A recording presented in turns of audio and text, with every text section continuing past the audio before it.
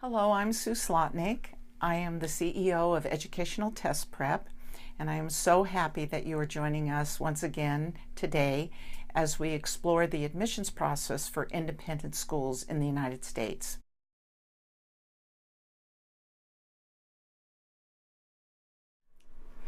It is very important that you take note of whether or not a school is accredited, and let me explain to you what I mean by that.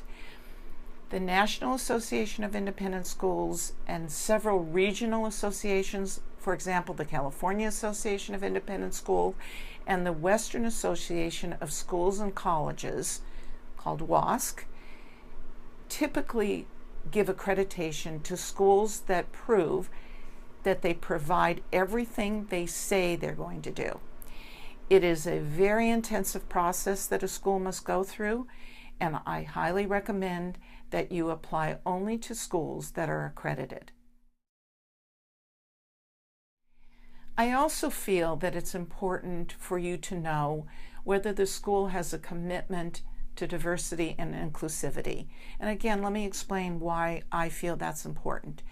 That means that the school values all kinds of learners, all kinds of individuals, all kinds of people, which in my opinion really prepares children for the world they're about to enter as an adult. One of the other things you may be taking a look at is what the academic program is like in the school. What is the class size? What is the student-teacher ratio? What are the sorts of things that the school talks about on the website? In addition, there are extracurricular activities, the sports program, oftentimes programs in the arts that are not included in the school day, and other clubs that you may find interesting for your child. This gives a rich, full experience to the student learner, and I think is important for you to know as you're comparing one school to the other. When you're exploring schools, it is likely that you will go beyond looking at the website. You will speak to parents who have children in the school. You might be talking to a consultant that is going to advise where your child should go to school, because the consultant is also making the match. And at that point, I think it's important to know whether the school advertises that they are academically rigorous, which oftentimes means that there is a lot of homework. If that works for you and your family, and you think that the quality of your child's life is not impacted by having a lot of homework, then that means that that's a fit for you. But if you're a family that does not believe in that, you may want to take a second look at a school that talks about homework and how much they give, especially at a very young age. Lastly, I want to speak to one of the most important components of the school, and that's the teaching staff. We really want to know about the teachers. If you have an opportunity to find out about them, what is the makeup of the faculty and staff? Is it a diverse faculty and staff, or is it gender balanced? Do they come with passion, and are they highly educated themselves?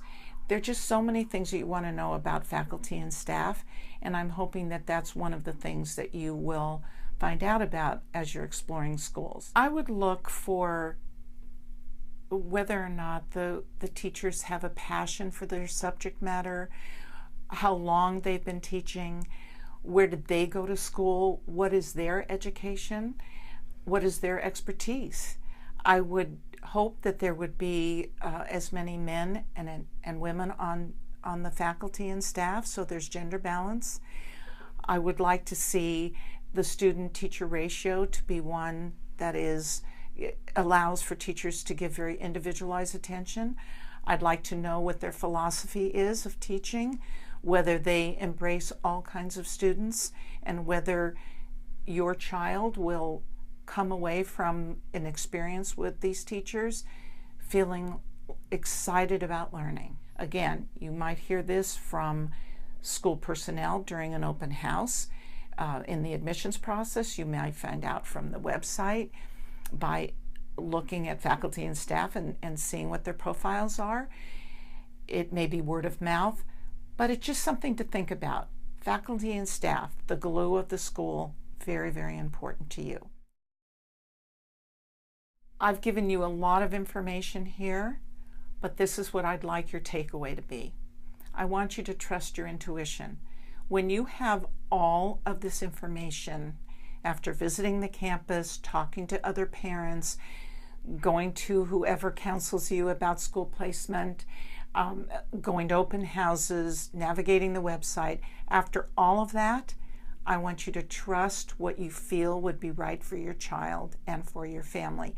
That is the single most important message I'm giving you today.